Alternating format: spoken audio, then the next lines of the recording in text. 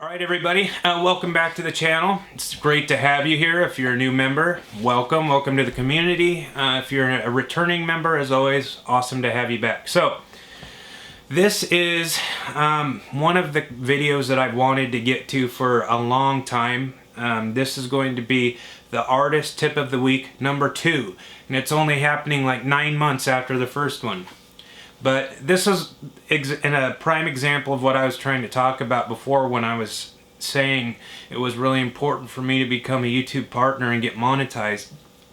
It's never been about making, getting rich or making obscene amount of money or anything. It was about time. Like, I could not get to the kind of videos that I wanted to get to, the kind of content that I've had in my head for so long, and this is a perfect example. So now that I have that time and I've been partnered, I want to use it to make these kind of videos. So I want to put my money where my mouth is and start doing this right away. So the first video, if you haven't seen it, was the artist tip of the week number 1, and it was an idea that I had when I first started the channel, and I put in some good information in there. There's some good information on social media and mistakes that I see people make in descriptions and stuff like that. So if you haven't seen that video, go check it out. And then I had in my mind a follow-up to it, which is this video, which I wanted to do right away, but I realized once the community started taking off and all that,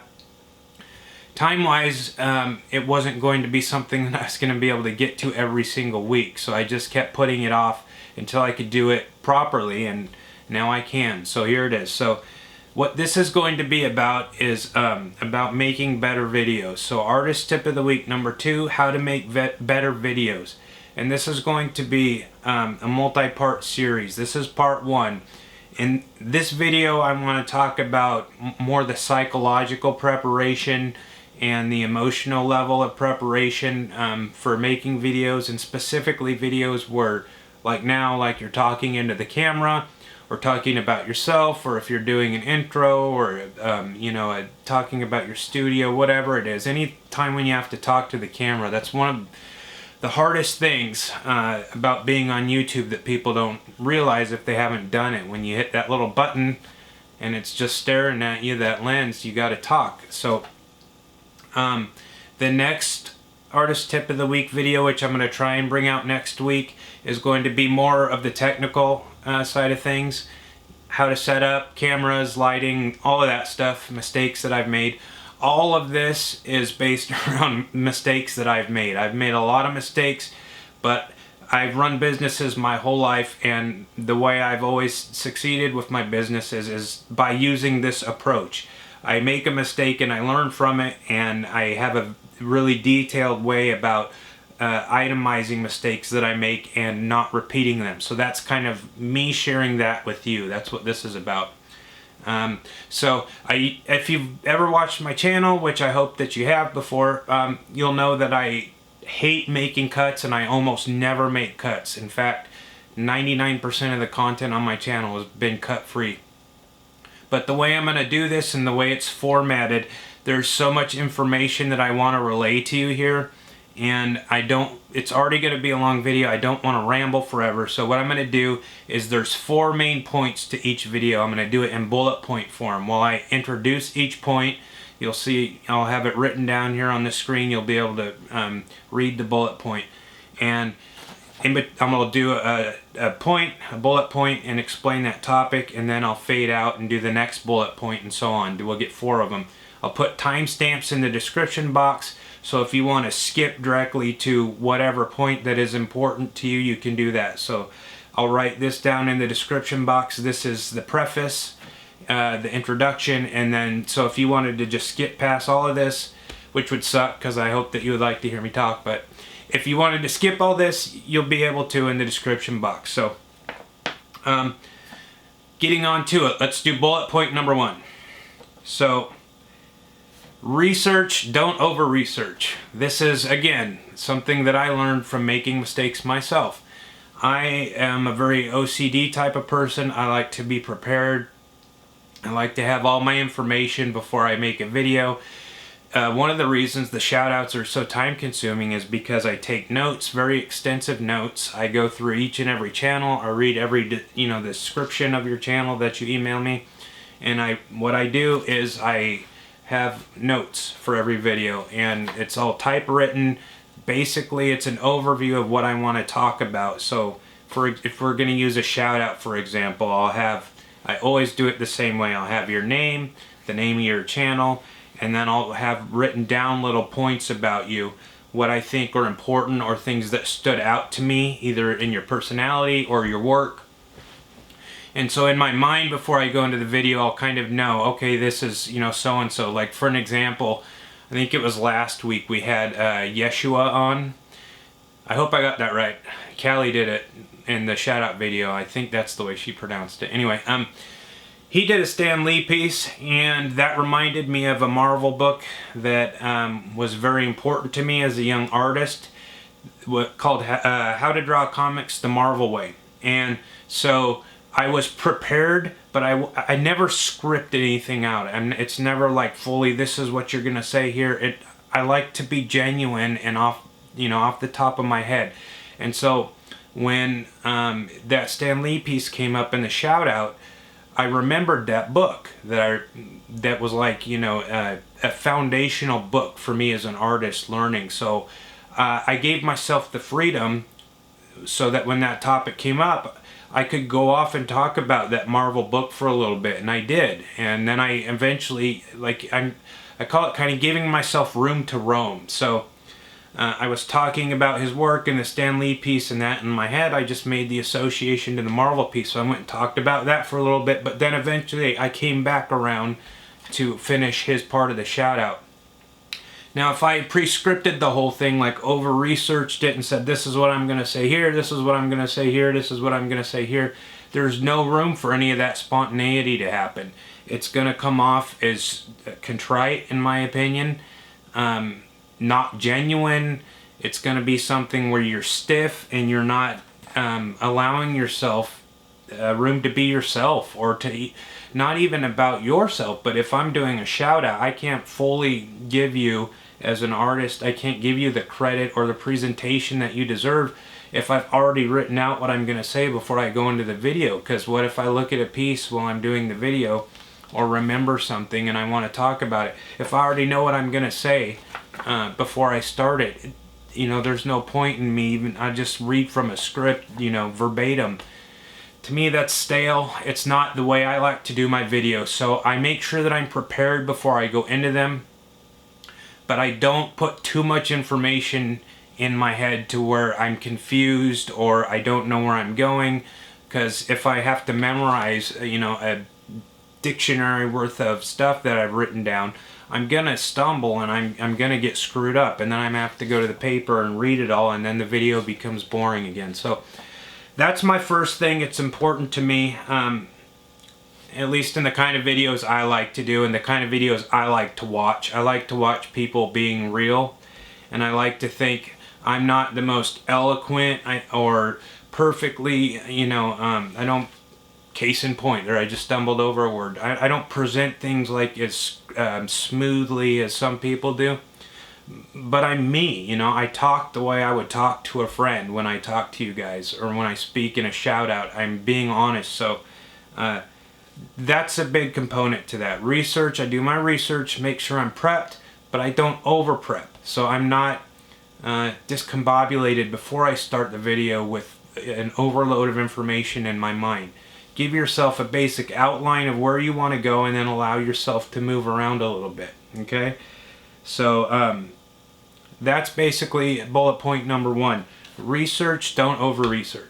Okay, so we're back. Bullet point number 2, and this one is, I feel, extremely important.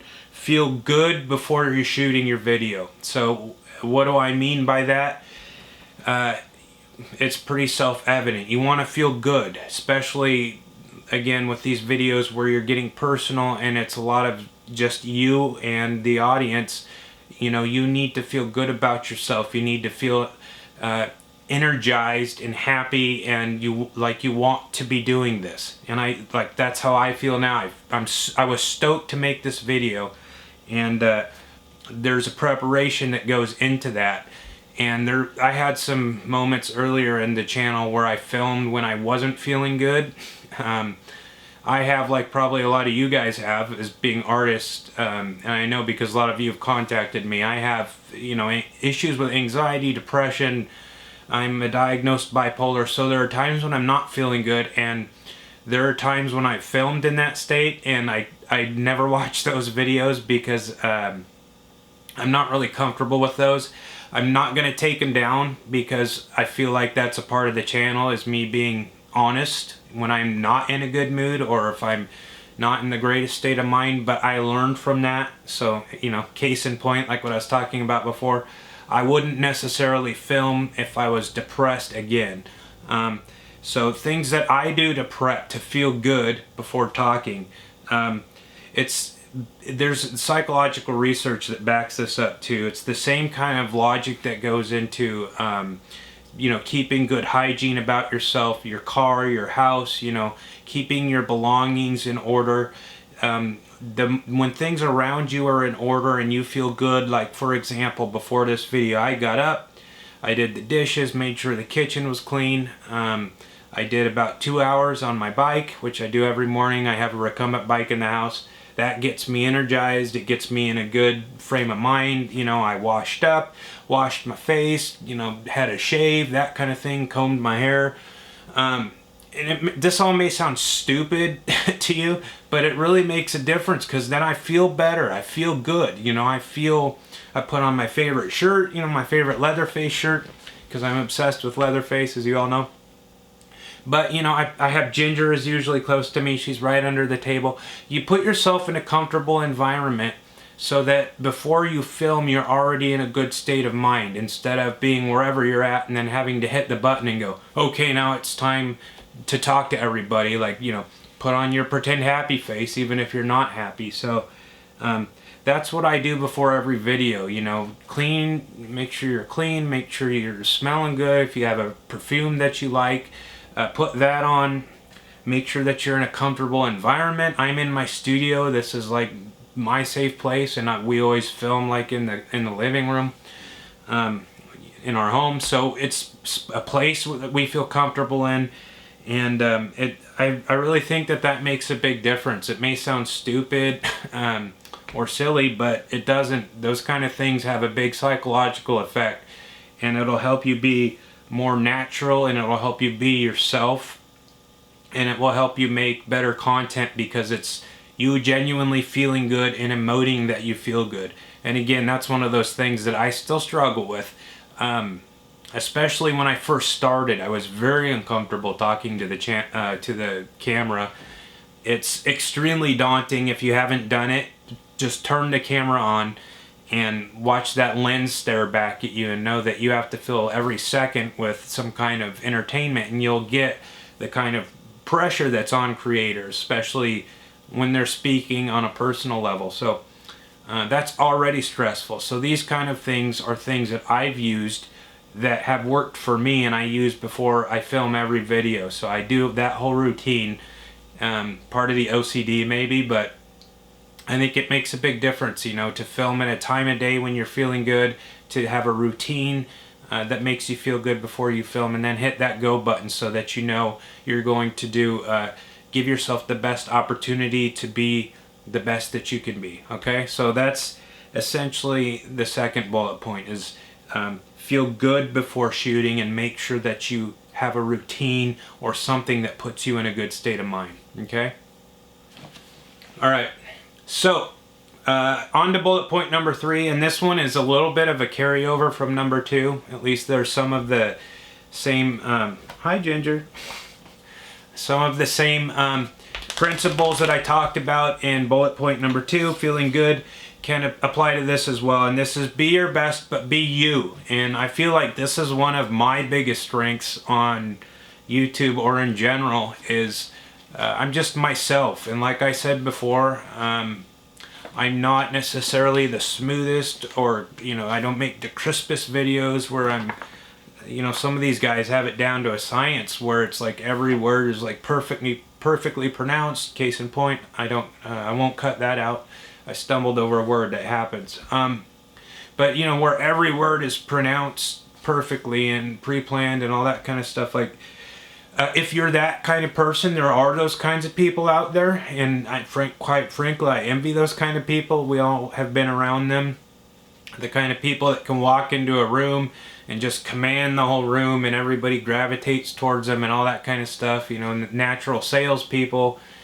But then again, if we were those kind of people, we would probably all be CEOs or something. We wouldn't be artists. So, if that's naturally who you are, that's great. Then, you know, I think people can see that's the number one thing to me, is because I see it in other people, and I've had a lot of feedback on this on myself. I think that's one of the reasons that you guys, and you could tell me if I'm wrong in the comment section, but I think that's one of the reasons why I've made such strong connections, is because you can weed out BS, and I'm not a BSer. I'm just myself when I talk.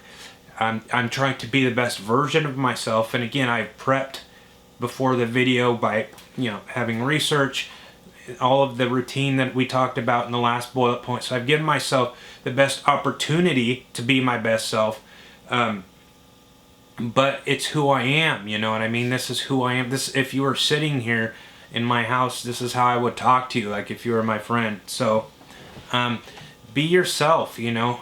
You want to be the best version of yourself. You want to be excited about your content. You want to be excited about the video you're making and the people you're talking to. And that's a huge part of it for me, is I know your faces and your names, and so when I'm filming, I'm not really looking at the camera and thinking of it as a camera. I am seeing your faces, Hope and David and everybody. So I feel like in my mind I'm visualizing and I'm talking to you guys, and it helps me be genuine, because I would just imagine that David was sitting there and I was just talking to David. So, and this is how I would talk to David if he was in my house or in my studio. So you want to be yourself. People can weed out people being fake. That's one of the things I hate the most on YouTube, and you've all probably seen it, is people that feel like they, and this isn't me trying to put anybody down, but it's just a real observation. The people that do the fake YouTube voice and the fake high energy, you know, like where it's forced and you can tell that that's not naturally who they are. Like if I came on here and I was like, hey everybody, welcome to the channel, you know, like that kind of a thing, that's not me, you know what I mean? I'm not that guy. So I don't try and be that guy. I just try and be the best version of myself I can be. I try and be honest and be genuine, and I try and talk to you as if you were here, like not talk down to you like you wouldn't be able to tell that wasn't me being real. And that helps you connect better with your audience. It really makes a big difference. Those are the kind of people I gravitate towards in terms of the people I'm subscribed to and the people I stay subscribed to. I have almost to a person, I have a connection on an emotional level with the people I'm subscribed to, you know, like Boogie2988 or Pizzowl or Review Tech USA. These are people that, and this isn't an ad for any of them, just some of my favorite YouTubers that I've been subscribed to, or Jeff Miracola, insane artist that I've learned so much from. And when we get into the technique stuff, that when it comes to art, I've learned a lot of stuff from him. But these are people that are genuine and I connect with on a personal level, and so those ties have stayed. I've been subscribed to these people for years. I've been subscribed to Boogie for, I don't know, 7-8 years, maybe more. And that's the kind of vibe I get from them. Like when he's talking, I feel like he's talking to me as if I was a person, not talking at me as if he was trying to affect some kind of get views or put on a fake affect or a fake voice because he thought that's what you wanted to hear. They're just being genuine. So be yourself, be your best self, but be yourself. Don't be fake.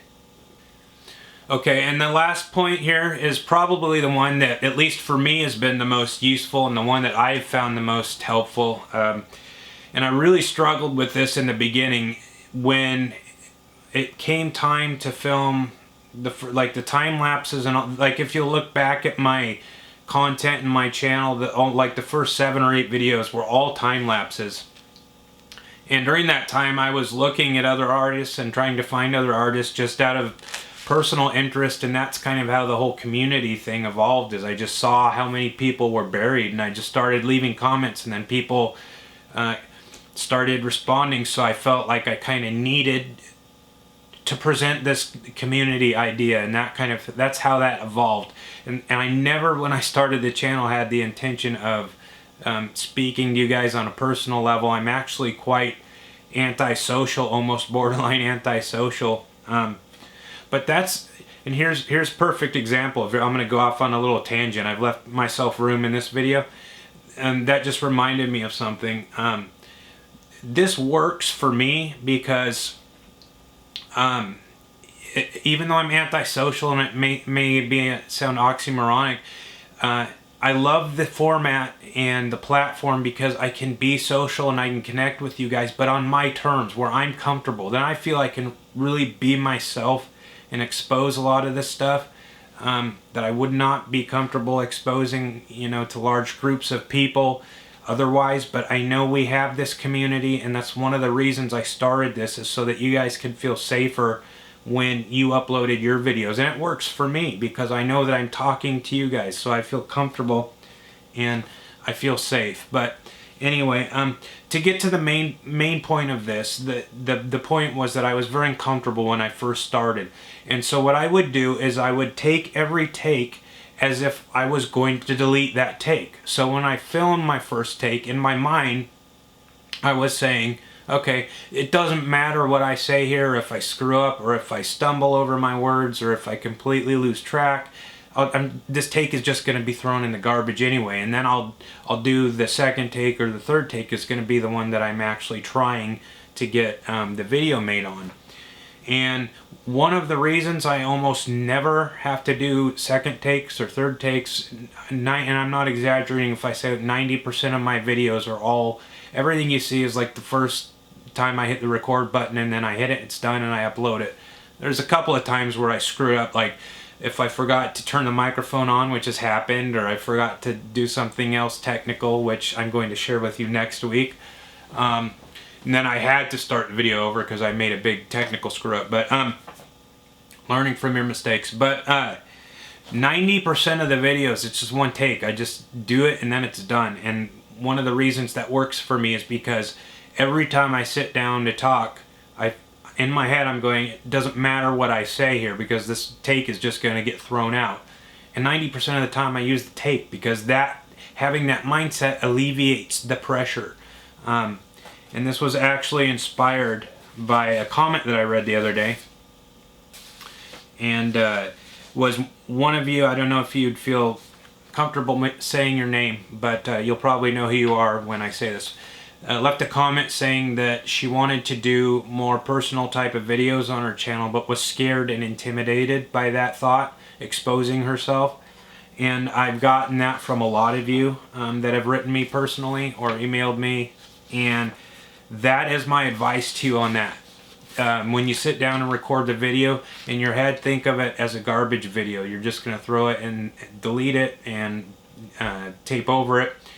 And so when you do it, you're going to be more comfortable. It's not going to matter as much. You're going to be more genuine, and you'll probably keep the tape. 90% of the time that's happened for me, and it alleviates so much of the stress comes off when you approach it that way. And then eventually you'll get to a comfort level where, that kind of stress of like what I had, I was really struggling my first few videos to get over that.